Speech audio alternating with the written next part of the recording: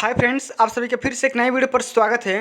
Friends, आज के इस वीडियो के माध्यम से कक्षा 10 के बच्चों के लिए अंग्रेजी का पेपर जो कि 2022 में संपन्न हुआ है 6 अप्रैल 2022 को, और पेपर का कोड है आपका 817 AI।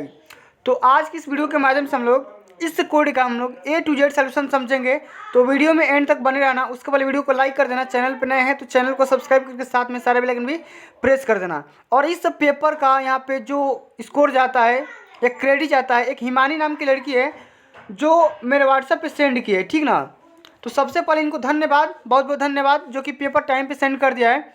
और जिन बच्चों ने इन पेपर को देकर के आए हैं वो अपना सोल्यूशन मैच कर सकते हैं, ठीक ना।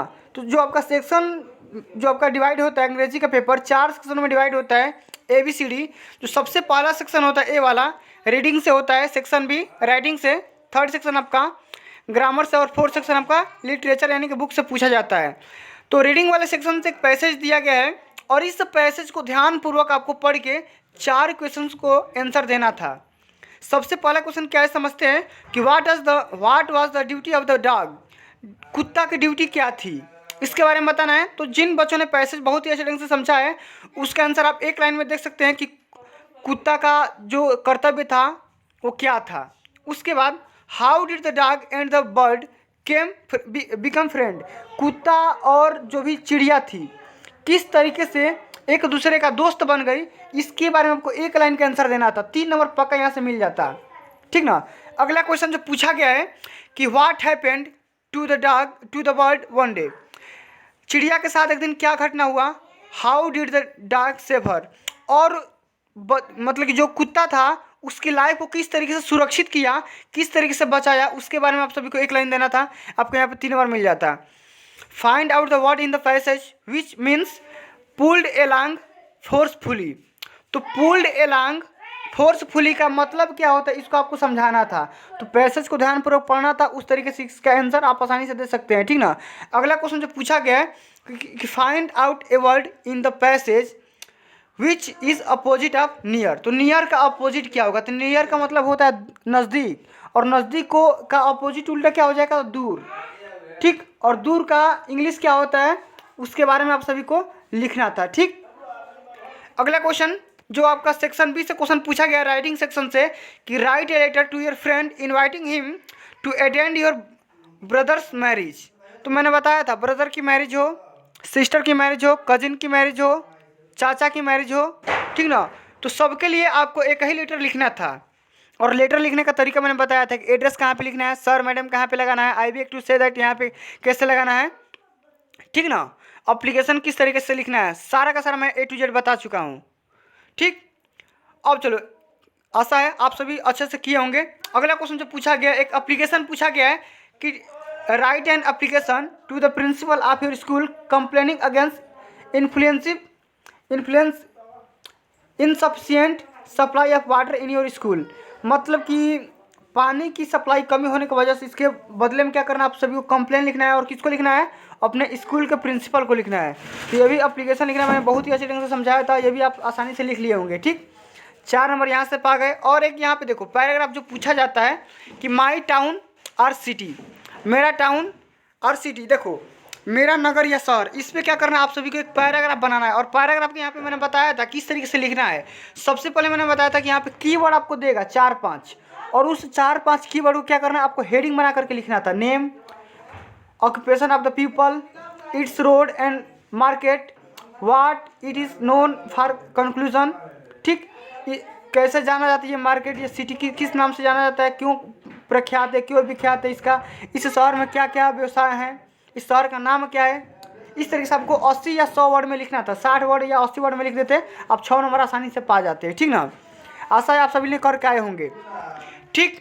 अगला जो क्वेश्चन पूछा गया है, एक आर्टिकल लिखने के लिए या आप पैराग्राफ लिखो या एक आर्टिकल लिखो। आर्टिकल किस चीज़ पर लिखना था, तो आर्टिकल लिखना था आपको रूल्स ऑफ द रोड, कि सड़क के नियम क्या हैं, सड़क पर चलने के नियम क्या है, बाईं साइड में चलना चाहिए, कब दाएं साइड पे चलना चाहिए, कब सड़क के पार करना चाहिए, कब पार नहीं करना चाहिए, कब रोकना चाहिए, कब नहीं रुकना चाहिए, सड़क के नियम होते हैं। और यहाँ पे देखो आपको टॉपिक दिया है कि इस टॉपिक पे लिखो। Easy flow of traffic saves our time, keeps us safe from accident, किस तरीके से आप एक्सीडेंट से बच सकते हैं। और तीनों के बारे में यहाँ पे कंक्लूजन यानी कि उपसंहार लिख देते। ठीक, अगला जो क्वेश्चन पूछा गया है सेक्शन सी से यानी ग्रामर से क्वेश्चन पूछा गया है कि answer the following questions, the Ganga is a Holi river, identify the adjective. Adjective यानी कि आपको एडजेक्टिव चुनना है, तो एडजेक्टिव क्या हो जाएगा, तो नदी कैसी है, विशेषण बताना है, तो नदी कैसी है, तो पवित्र नदी है, तो इसमें एडजेक्टिव क्या हो जाएगा आपका, होली हो जाएगा। क्या होगा बच्चा, होली हो जाएगा, पवित्र नदी है, ठीक ना। तो यहाँ पे ऑप्शन नंबर 3 सही हो जाएगा।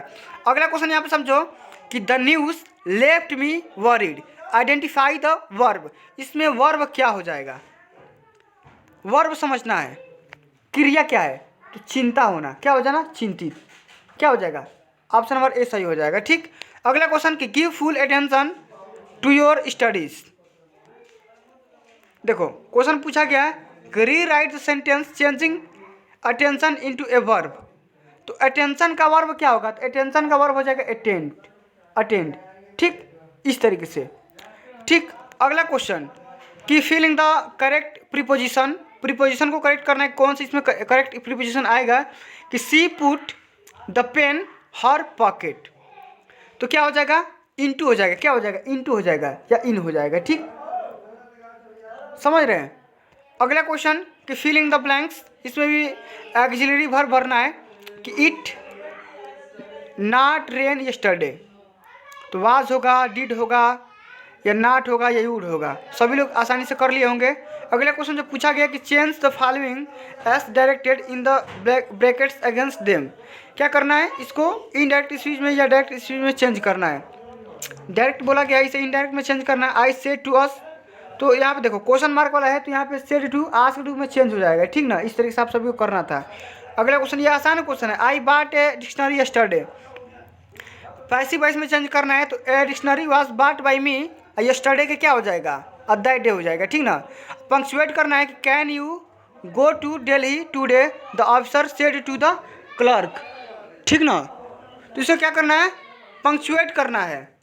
पंक्चुएट मतलब कामा और इन्वर्टेड कामा लगाना है। ठीक ना, इस तरीके से can you go to Delhi today, ठीक इस तरीके से, और यहाँ पे लगा दो कामा आसानी से। और फ्रेम द करेक्ट ऑप्शन को रीऑर्डर में करना है कि trouble gave a great deal of us the rates, इसको क्या करना है, इधर से उधर कर लेना है, आसानी से हो जाएगा।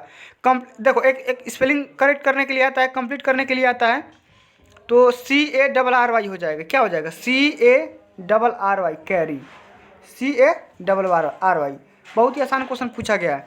अगले क्वेश्चन की याद के, यहाँ पे देखो ट्रांसलेशन करना इंग्लिश में कि यातायात के अच्छे साधन होना देश के प्रगति के लिए बहुत ही आवश्यक होता है। शिक्षा, नौकरी, व्यापार और मनोरंजन आदि के लिए लोगों को एक स्थान से दूसरे स्थान तक जाना पड़ता है। तो ये भी आसान क्वेश्चन है, और मैंने बताया था कि अगर नहीं आ रहा है तो क्या करो, जैसे आप व्हाट्सअप चैट करते हो वैसे ही कर दो, एग्जामिनर आँख मूंद के दे देगा नंबर। ठीक ना, सेक्शन डी से जो कि क्वेश्चन पूछा गया है, क्वेश्चन आपका ये है कि रीड द फॉलोइंग पैसेज। सबसे पहले ध्यानपूर्वक पैसेज को पढ़ना है, एक पद्यांश दिया जाएगा और एक गद्यांश दिया जाएगा, तो इस गद्यांश को पढ़ना है और इसको पढ़ करके आपको 2 आंसर देना है, 2 क्वेश्चनों का आंसर देना है कि who is the speaker of this lines, what did he slowly feel, वह धीमा महसूस क्यों कर रहा था या क्यों किया, उसके बारे में लिखना था। या what was the speaker's desire, speaker's यानी कि वक्ता का डिजायर क्या थी। Why did he do the fulfil his desire, वो अपनी डिजायर को किस तरीके से पूरा किया, इसके बारे में आपको लिखना था। 60 वर्ड में किसी एक का यहाँ पे आंसर देना था, 2 क्वेश्चन पूछा गया है। 25 वर्ड में किसी 2 का आंसर देना था, ए बी करो या बी सी करो या ए सी करो। ठीक ना, इस तरीके से। अगला क्वेश्चन मिलान करना था, आसानी से कर लोगे कि लॉन्ग फर का मतलब क्या होता है, बिवरेज का मतलब क्या होता है, फर्स्टनेशन का मतलब क्या होता है। ठीक ना, तो ये भी आसान क्वेश्चन। और यहाँ पे देखो एक पोइट्री से एक पदांश दिया गया और इस पदांश को पढ़ करके इन दोनों क्वेश्चन को यहाँ पे आंसर देना था कि who is the poet of this poem, इस कविता के लेखक कवि कौन है। उसके बाद से with what has the fog been compared and why, इसके बारे में आप सभी को आंसर देना था। और यहाँ पे देखो सेंट्रल आइडिया लिखना था, एमेंडा के बारे में मैंने बताया था और फायर एंड आइस के बारे में मैंने बहुत ही अच्छे ढंग से समझाया था। तो जिन बच्चों ने मेरे लेक्चर को देखे होंगे बहुत ही अच्छे ढंग से, वो आसानी से कर लिए होंगे, 4 नंबर उनका मिल जाएगा। ठीक, अगला क्वेश्चन या वो कर सकते हो, या ये कर सकते हो कि किसी भी अपने उत्तर पुस्तिका से या अपने कॉपी से, किताब से क्या करना था, 4 लाइन के लिए यहाँ पे एक पोएम लिखना था। ठीक, अगला क्वेश्चन जो पूछा गया है 25 वर्ड में 2 क्वेश्चन का आंसर देना था। ठीक, यहाँ भी देख सकते हो कि फॉलोइंग क्वेश्चन का 60 वर्ड में देना था आंसर किसी एक का। फिर यहाँ पे ट्रू एंड फॉल्स का आता है, आसानी से कर लिए होगे, ट्रू कर दो या फॉल्स कर दो, नहीं आ रहा तो दोनों का कुछ भी कर दो, आपका नंबर, देखो क्वेश्चन छोड़ के आओगे नंबर नहीं मिलेगा, गलती सही करोगे आपका नंबर जरूर पक्का मिल जाएगा। ठीक ना। और यहाँ पे लास्ट क्वेश्चन जो दिया गया है इस तरीके से। ठीक ना। तो फ्रेंड्स आज के लिए बस इतना ही, मिलते हैं अगली वीडियो में। ये वीडियो आपको अच्छी लगी होगी, हेल्पफुल लगी है तो वीडियो को लाइक करना, ज़्यादा से ज़्यादा शेयर करना, और अभी तक आपने मेरे चैनल को सब्सक्राइब नहीं किया है तो सब्सक्राइब करके साथ में सारा बेल आइकन भी प्रेस कर लेना। मिलते हैं अगली वीडियो में, तब तक के लिए जय हिंद, जय भारत, वंदे मातरम। और अगली जो सब्जेक्ट है आपका उसकी तैयारी करने के लिए मेरे चैनल को सब्सक्राइब जरूर कर लेना, क्योंकि अब धुआंधार वीडियो अपलोड होने वाली है। ठीक ना। Video, model paper, unsolved, practice set, MCQ, long type, short type, जितने भी टाइप के क्वेश्चन होते हैं सारा का सारा A to Z क्वेश्चन करवाया जाएगा। निश्चिंत रहिए, पढ़ते रहिए, मस्त रहिए। मिलते हैं अगली वीडियो में, तब तक के लिए जय हिंद, जय भारत, वंदे मातरम। Best of luck.